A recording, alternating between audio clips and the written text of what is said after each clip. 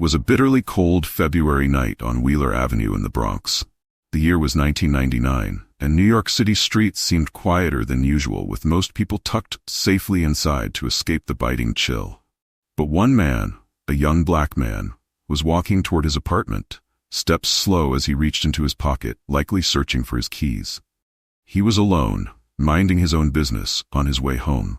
In a nearby unmarked car, 4 plainclothes officers from the NYPD's elite street crimes unit patrolled the neighborhood, scanning the streets for any sign of criminal activity.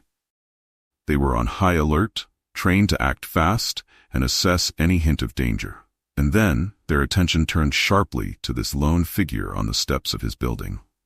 To them, he didn't look like he belonged, or so they thought. They observed as he paused near the entryway, perhaps glancing around as he fumbled with something in his pocket. Suspicion sparked within the officers. They decided to confront him, stepping out of their vehicle and calling out into the cold night. The man turned, surprised by the sudden voices in the darkness. Maybe he was confused, maybe even frightened. He looked down, his hand instinctively moving deeper into his pocket, a simple, reflexive gesture. But in the tense seconds that followed, a cascade of assumptions took hold. The officers' minds raced. Was he armed? Did he intend to harm them? In the split second of uncertainty, they acted on what they thought they saw, a belief that would soon prove tragically wrong. Then, shots rang out, one after another, shattering the quiet street. 41 shots fired in a matter of seconds, lighting up the darkness as the young man fell to the ground. His hand remained in his pocket, fingers clutching not a weapon, but something far more innocent. When the smoke cleared, he lay still on the cold steps of his own building, forever silent, while a city awoke to one of the most controversial police actions it would ever witness. Before that fateful night on Wheeler Avenue, this young black man had come to New York City with dreams of a brighter future, thousands of miles from his birthplace in West Africa. His name was Amadou Diallo. Born in Guinea in 1975, Amadou grew up in a close-knit family, raised with values of respect, kindness, and ambition. His family had instilled in him a sense of hope and resilience, values passed down through generations. Like many young immigrants, he saw America as a land of opportunity, a place where he could carve out a new life for himself. In 1996, at just 21 years old, he arrived in New York City, his mind filled with optimism. He wasn't alone in this journey. Thousands of young immigrants like him had left their homes, drawn to the promise of the American dream. But the reality of life in New York wasn't easy. Amadou, soft-spoken and hardworking, found himself working odd jobs, selling merchandise on street corners to make ends meet. Every dollar he earned was a step closer to his dream of starting his own business and one day bringing his family over to join him. He sent money home, staying in touch with his parents, who watched his journey from afar with pride and hope for their son's future. To those who knew him, Amadou was a quiet, kind young man, unassuming and focused on building a future. He lived in a modest apartment in the Bronx, a borough known for its vibrant cultural diversity, but also its challenges. In the late 1990s, the Bronx was an area marked by tension and uncertainty. Crime rates were high, and neighborhoods were patrolled heavily, especially by the NYPD's elite street crimes unit, a specialized force tasked with removing illegal guns from the streets and targeting crime hotspots. The street crimes unit operated under the slogan, "We own the night." They were known for patrolling in unmarked cars, often wearing plain clothes, and their methods were aggressive, focusing on preemptive tactics to stop crime before it could happen. But in practice, this often meant they relied on profiling, using quick judgments based on appearance and behavior to decide who posed a threat. Their strategies stirred unease among local communities, particularly in minority neighborhoods like the Bronx, where residents frequently felt unfairly targeted. For many, seeing the street crimes unit on their block was a reminder of a system that seemed to view them as suspects first and citizens second. Amadou was aware of the presence of police in the area, though he likely never imagined that he, with his unassuming manner, would ever attract their suspicion. To him, New York was still a place of opportunity, a place where, if he worked hard and kept out of trouble, he could succeed. But for young black men in the city, The reality was often more complicated. The tension between the police and communities of color was well known, fueled by years of mistrust, allegations of misconduct, and instances of profiling that had resulted in heartbreaking consequences. For young men like Amadou, life was a balancing act, where they constantly navigated the tightrope of being visible enough to succeed, but invisible enough to avoid suspicion. Amadou's dream of a better life had brought him to New York. Yet, beneath the city's promise lay an undercurrent of suspicion that would prove to be deadly.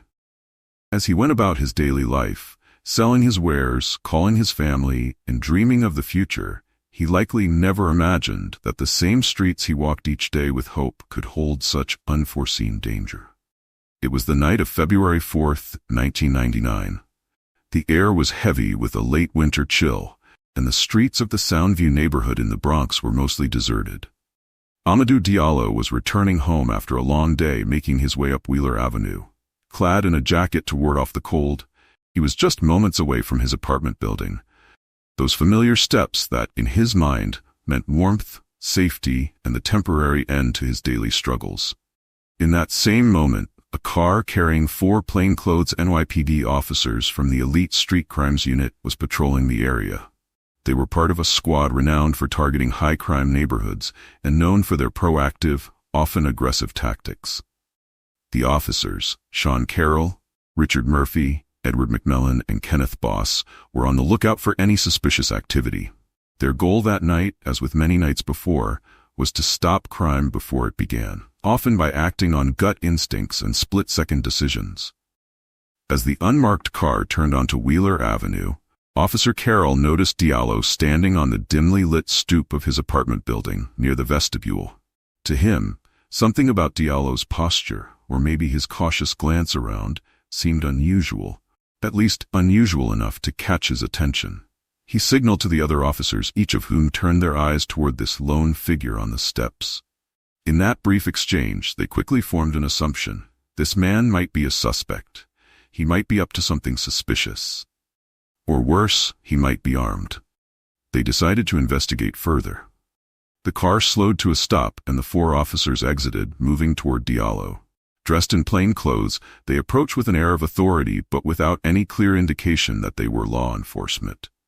To Diallo, these men were strangers advancing on him in the dark, and he likely had no way of knowing their intentions or who they were. Standing at the door of his building, perhaps thinking of little more than getting inside, he might have been confused, even afraid. The officers called out to him. As they did, their voices sharp against the quiet night, Diallo's eyes met theirs, and he froze for a moment. What went through his mind is something only he could know. But from all appearances, he did what anyone in his position might have done. He reached into his pocket, likely to retrieve his wallet or keys. It was an ordinary movement, a reflex. But to the officers, it was an ominous sign, one that confirmed their worst fear. They believed he was reaching for a weapon. In that split second, fear surged within them. The officers acted on instinct, on the ingrained training that had taught them to respond to perceived threats immediately. Officer Carroll shouted that he thought he saw a gun, his voice sparking a chain reaction. Before any of them could take a moment to assess, to confirm, or to question, their training took over. They drew their firearms, and within seconds the silence of Wheeler Avenue was shattered by gunfire. Shot after shot rang out, a relentless barrage as all 4 officers fired, emptying their clips in rapid succession. It was a storm of bullets, 41 shots fired in total, each one tearing through the still night and through the young man who had simply been standing on his own doorstep. Amadou Diallo fell, his body riddled with bullets, slumping to the cold ground as the echoes of the gunfire faded. The officers approached cautiously, weapons still drawn, eyes scanning the area. When they finally reached him, they looked down and saw the truth lying beside his still hand. There was no gun, no weapon, nothing even remotely resembling a threat. In his hand was a simple wallet, something he had likely reached for out of habit, a gesture that was now heartbreakingly clear, but tragically too late. The reality of the situation began to sink in, a critical misunderstanding, a life ended far too soon. The officers were left standing in shock and silence, and the tragedy of that night would soon ignite a nationwide conversation, forever altering the lives of Amadou Diallo's family and the city of New York. Emergency vehicles arrived quickly, their flashing red and blue lights casting harsh shadows on the building's brick facade. Paramedics moved toward the young man, but it was clear that nothing could be done. The officers and emergency personnel exchanged glances, their faces betraying a mixture of shock, confusion, and for some, the first traces of regret. The noise had drawn the attention of nearby residents who began to cautiously step out of their apartments, peering from windows and doorways. They looked on in disbelief at the scene unfolding below. The heavy police presence, the flashing lights, and the sight of a young man lying motionless on his own doorstep. Faces quickly turned grim as the crowd grew, whispers spreading as people pieced together what had happened. Soon a sense of grief and anger permeated the air. Some of the onlookers recognized the young man. They knew him as quiet, hard-working, a familiar figure who kept to himself. They struggled to reconcile this image with the scene before them, trying to understand how a simple encounter could have escalated into such a tragic end. The gathering crowd was tense, murmurs of disbelief rippling through as people absorbed the number of shots fired. 41 times, someone muttered, a number that would soon become a painful symbol of this night. The tension in the air thickened as more neighbors arrived, their faces showing a mixture of sorrow, frustration, and for many, a familiar feeling of mistrust. For the officers, the gravity of what had happened was unmistakable, yet there was little they could say. In the days to come, this moment would spark a firestorm of outrage, protests, and a national reckoning. But for now, in the cold night on Wheeler Avenue, the tragic outcome of that split-second decision lay starkly visible under the streetlights as a community began to mourn. In the hours following the fatal shooting, the investigation into what had transpired on Wheeler Avenue began. The sheer volume of gunfire, 41 shots in total, was staggering and demanded immediate attention. As word of the shooting spread, the New York City Police Department faced swift scrutiny. The public wanted answers, and soon the NYPD, along with the Bronx District Attorney's Office, would be tasked with piecing together the events of that night. At first, the NYPD attempted to manage the initial response, releasing statements aimed at explaining the actions of the 4 officers involved. They described the encounter as one that escalated out of a perceived threat, claiming the officers believed they were acting in self-defense. The department framed the officers' decision to fire as an unfortunate, split-second response to what they thought was a man reaching for a gun. But as details emerged, the explanation seemed to raise more questions than it answered. Almost immediately, the press seized on the story. Headlines focused on the shocking number of shots fired and the fact that Amadou Diallo had been unarmed, carrying only a wallet. Within days, the case had become front-page news across the country, igniting widespread outrage. The media coverage painted a stark picture, one that highlighted the tension between law enforcement and communities of color, a long-standing issue that Diallo's death had brought painfully to the surface. The Bronx District Attorney's Office launched a formal investigation, with forensic teams meticulously examining the scene. Evidence began to accumulate: the number of shots, the positions of the officers, and Diallo's final moments. Investigators were stunned by the sheer force used in the incident. Diallo had been struck 19 times out of the 41 bullets fired. The majority of the shots came from close range, underscoring the intensity and speed with which the situation had escalated. As the investigation progressed, it became clear that Diallo had no criminal record, no history of violence, and no weapon. He had been an innocent man, caught in a tragic case of mistaken identity. This fact alone fueled public anger, as communities across New York began to question the tactics employed by the NYPD's Street Crimes Unit. Many saw the unit's methods as reckless, even dangerous, particularly in neighborhoods like the Bronx, where aggressive policing often led to racial profiling and strained community relations. As pressure mounted, the NYPD was forced to address the public outcry more transparently. Top officials held press conferences, facing tough questions from reporters and activists alike. They reiterated the department's commitment to protecting the city, emphasizing the risks officers faced daily. However, This did little to calm the growing storm. Protesters gathered outside police precincts holding signs with slogans like "Justice for Amadou" and calling for accountability. In the weeks that followed, the investigation continued to reveal troubling details. Testimonies from the officers were closely scrutinized, and questions arose about the training and oversight within the street crimes unit. Critics pointed out that the unit operated with an unusually high degree of autonomy, often patrolling in plainclothes and unmarked cars, with an aggressive mandate to control crime proactively. For many New Yorkers, this incident was a tragic example of how such tactics could go horribly wrong. Public figures began speaking out, joining the call for justice. Civil rights organizations demanded reforms, calling the shooting emblematic of a broader issue within law enforcement. Al Sharpton, among others, emerged as a vocal advocate, pressing for answers and changes within the NYPD. The pressure wasn't just local. Soon, people across the country were watching, and the spotlight on the NYPD intensified. By the time the district attorney's office completed its initial investigation, it was clear that this case was far from simple. The complexity of the incident, coupled with the public's demand for justice, pointed toward a lengthy legal battle.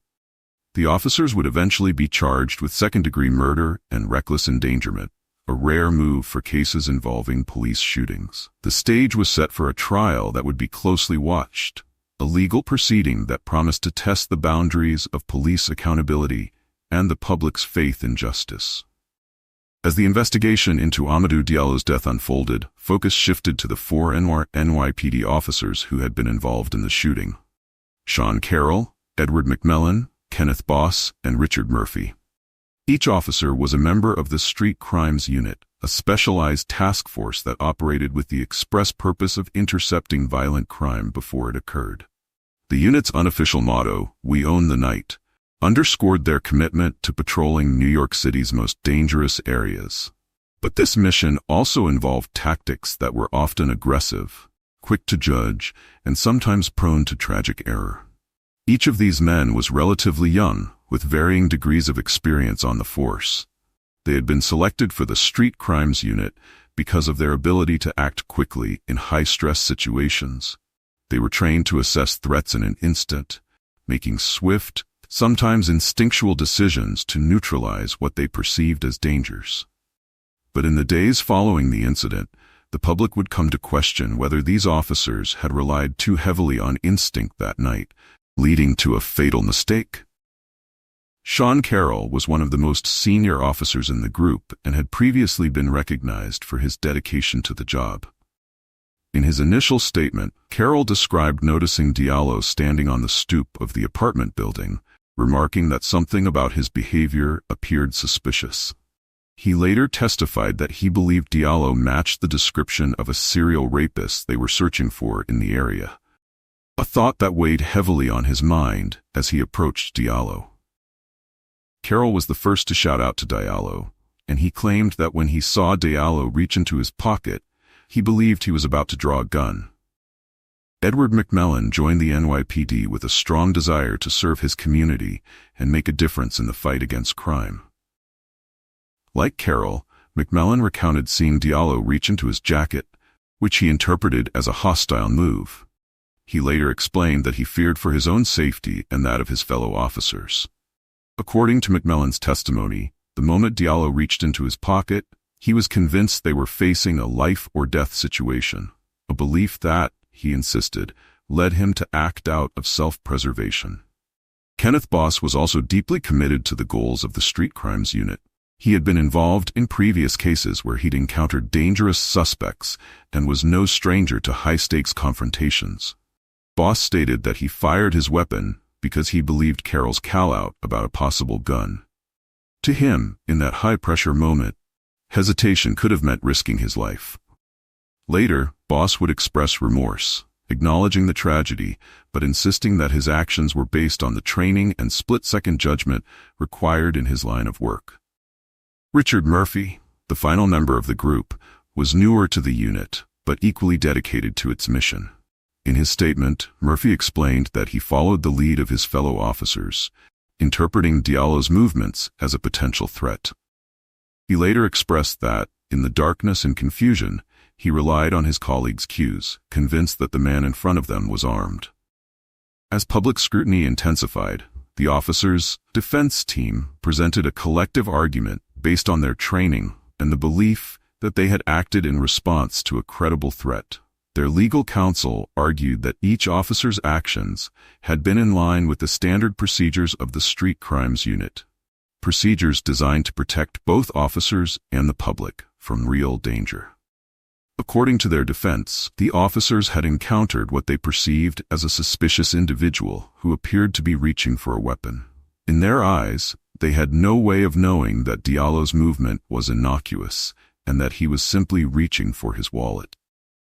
In court, the officers maintained that their intention was never to kill an innocent man. They insisted that their fear had been genuine, that they had acted on their training, and that their actions were, as they saw it, a tragic consequence of a dangerous job. But as the public examined the case more closely, many began to question the training and protocols within the Street Crimes Unit. How could such a mistake happen? Had these officers been too quick to judge? Too ready to draw their weapons?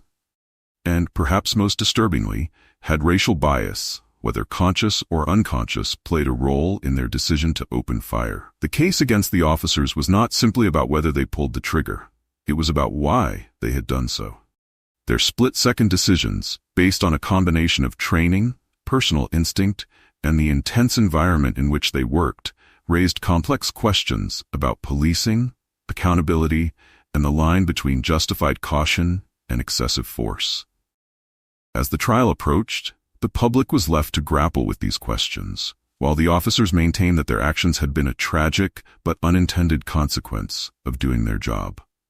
The case of Amadou Diallo would go on to become a landmark moment, not only for the families and communities involved, but also for the entire nation, a nation forced to examine the cost of such split-second decisions and the lives that are forever changed in their wake. As the case progressed, the courtroom atmosphere grew tense. Each testimony offered a different piece of a complex puzzle, and as the jury listened, they faced the difficult task of assessing whether the officers' actions could be excused under the law. The defense repeatedly underscored that the officers had acted according to their instincts in a charged moment. The prosecution, on the other hand, argued that no instinct could justify the loss of an innocent life under such extreme force.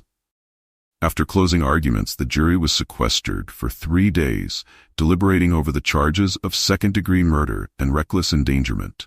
The wait was tense, with supporters of the Diallo family hoping for a conviction, while the defense held firm to the officers' accounts of self-defense.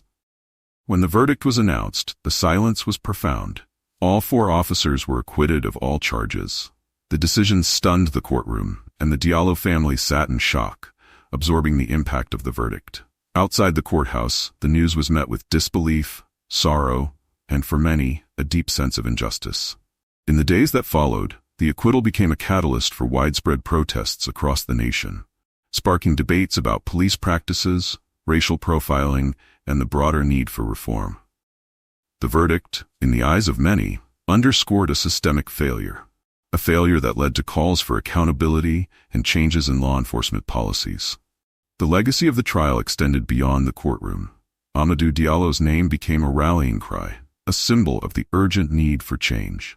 His family, though heartbroken, continued to advocate for justice, hoping that his death would lead to a greater awareness of the consequences of unchecked power in policing.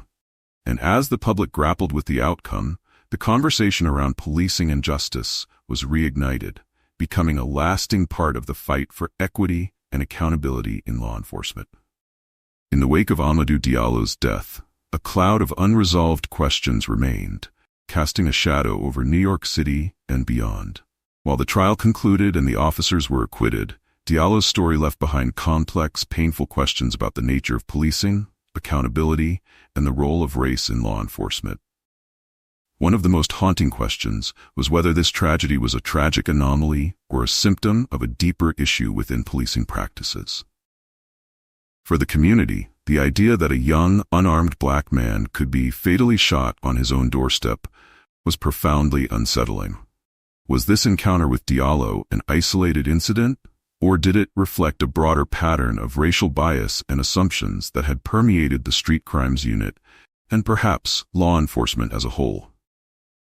Diallo's death put a spotlight on the street crimes unit and its methods. This unit had been celebrated for its role in reducing violent crime, but its aggressive approach and frequent reliance on profiling raised ethical concerns. Many questioned whether these tactics were appropriate, whether they created an environment where officers acted on snap judgments without fully understanding the situations they encountered. The disbandment of the unit was seen by some as an acknowledgement of its flaws, but the question remained: how many other incidents went unreported and how many innocent lives were affected by similar tactics? Another critical question emerged around the policies that guided police actions and the training that encouraged such quick and forceful responses. How could officers, trained to protect and serve, perceive an unarmed man as a mortal threat? And how could policies be revised to prevent such misjudgments in the future? The debate over police reform intensified as activists and community members called for changes in training, urging that officers learn to de-escalate rather than default to force in uncertain situations. Diallo's story also reignited discussions on racial profiling, a practice that disproportionately impacts communities of color and often leads to mistrust between the police and the very people they serve. Many wondered, if Diallo had been of a different race, would he have been viewed with the same suspicion? Was he seen as a threat simply because of his skin color? Or were there other unspoken biases at play? These lingering questions fueled a broader conversation on how law enforcement could better address issues of racial bias, ensuring that officers approach each situation without prejudice. Beyond the specifics of the Diallo case, his death became a powerful symbol of the need for accountability in law enforcement. As the community grieved and reflected, a question echoed through the minds of many: how could tragedies like this be prevented in the future? The public's demand for transparency, policy reform, and accountability became part of a growing movement, one that continued to push for answers and change long after the trial had ended. In many ways, Amadou Diallo's death left a legacy of hard questions, questions that underscored the need for a justice system that truly serves all, without bias or fear. As his family and community sought to make sense of what had happened, they carried with them a hope that his story would lead to meaningful reform, that his life, though tragically cut short, might inspire a system where such tragedies would not be repeated. These lingering questions invite reflection and, ultimately, action. Diallo's story asks us to confront the realities of bias in policing, to demand a system where lives are valued equally, and to work toward a future where no one else will have to ask the same questions left in the wake of his death. Amadou Diallo's story continues to resonate as a powerful reminder of the urgent need for accountability and reform in policing. What are your thoughts on the legacy of his case? Do you believe the justice system has changed since that tragic night on Wheeler Avenue, or is there still work to be done? Share your perspective in the comments. Let's open up a conversation on what real justice and reform should look like in our communities. And if you want to see more in-depth true crime stories that explore cases with lasting impact, be sure to subscribe to our channel. Join us as we continue to examine stories that demand reflection and call for change.